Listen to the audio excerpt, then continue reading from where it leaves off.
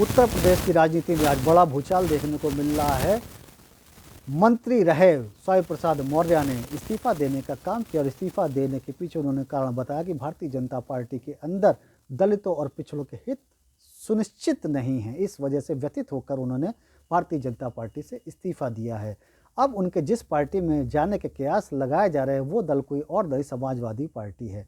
स्वामी प्रसाद मौर्य जी को मैं बताना चाहता हूं कि समाजवादी पार्टी, जिसको आज आप दलित और पिछड़ा हितैषी बता रहे हैं, इसी समाजवादी पार्टी के सांसद ने लोकसभा के अंदर प्रमोशन रिजर्वेशन के बिल को फाड़ने का काम किया था। इसी समाजवादी पार्टी की सरकार में दलित अधिकारियों को रिवर्ट करने का काम किया गया था। इसी समाजवादी पार्टी की सरकारों में दलितों और पिछड़ों के हितों की सबसे ज़्यादा उपेक्षा हुई, उनके ऊपर अत्याचार ढाए गए। इसी समाजवादी पार्टी के नेता ने बाबा साहब की प्रतिमा की ओर इशारा करके कहा था कि ये जो प्रतिमा जिस व्यक्ति की है उससे बड़ा भूमाफिया इस देश में नहीं हुआ। ऐसा करके उसने बाबा साहब को अपमानित करने का काम किया था। वो समाजवादी पार्टी आज आपको दलित और पिछड़ा हितैषी लगने लगी है। वहीं दूसरी तरफ सुप्रीम कोर्ट द्वारा SC/ST एक्ट में किए गए संशोधन को संसद में कानून बनाकर ना सिर्फ बदलने बल्कि मजबूत करने का काम अगर किसी ने किया तो देश के प्रधानमंत्री आदरणीय मोदी जी ने किया। वहीं दूसरी तरफ उत्तर प्रदेश के अंदर दलितों के ऊपर यदि किसी ने जुल्म ढाने की कोशिश की तो उसको रासुका जैसी कड़ी धाराएं लगाकर जेल भेजने का यदि किसी ने काम किया तो उत्तर प्रदेश के आदरणीय मुख्यमंत्री योगी जी ने किया।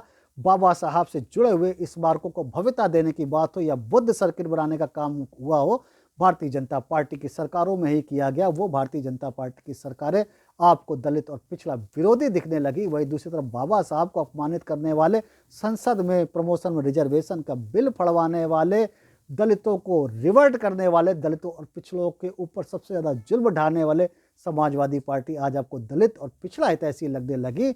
इसके पीछे कारण निश्चित ही कुछ और है जो आप बता रहे हैं वो नहीं है। इसके पीछे कारण सिर्फ और सिर्फ ये है कि आप अपने बेटे को टिकट दिलाना चाह रहे हैं और उस टिकट की मंशा जब भाजपा में पूरी नहीं हुई, क्योंकि ऐसा ही बहुजन समाज पार्टी में जब आप प्रदेश अध्यक्ष हुआ करते थे तब भी आपने अपने इसी बेटे को रायबरेली से टिकट दिलाने की मांग की थी और बहुजन समाज पार्टी की अध्यक्षा कुमारी मायावती ने जब उस मांग को मानने से इनकार कर दिया था तब आपने बहुजन समाज पार्टी छोड़ने का काम किया था। वही एपिसोड, वही प्रक्रिया आज आपने फिर से दोहरा दी। जब आपके बेटे को टिकट मिलने की मांग भारतीय जनता पार्टी ने पूरी नहीं की तो भारतीय जनता पार्टी पे आरोप लगाकर उसको छोड़कर आप दलित और पिछड़ा विरोधी समाजवादी पार्टी में जाने का जो कुत्सित प्रयास कर रहे हैं वो राजनीति बस आपका कामयाब जरूर हो सकता कि आप स्वतंत्र हैं जिस दल में भी जाना चाहें उस दल की राजनीति करने को, लेकिन दलितों और पिछड़ों के नाम पर जो राजनीति आप कर रहे हैं, उनको छलने का प्रयास कर रहे हैं,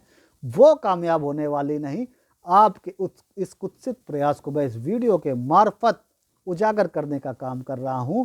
आप अपने इस प्रयास में निश्चित ही विफल होंगे और आने वाली पीढ़ी आपको माफ़ करने वाली नहीं, क्योंकि आपने दलितों और पिछड़ों को कंधों की तरह यूज़ करके ऊंचाइयां तो प्राप्त की, लेकिन दलितों और पिछड़ों के हितों में कभी भी आवाज़ उठाने का काम आपने नहीं किया है। आप व्यक्तिगत और परिवारवाद की सोच से ग्रसित हैं और इसीलिए आज आपने भारतीय जनता पार्टी को छोड़ के जाने के जो निर्णय लिया है और जिस पार्टी में सम्मिलित होने का निर्णय लिया है वो समाजवादी पार्टी दलित और पिछड़ा विरोधी भी है और परिवारवादी भी है।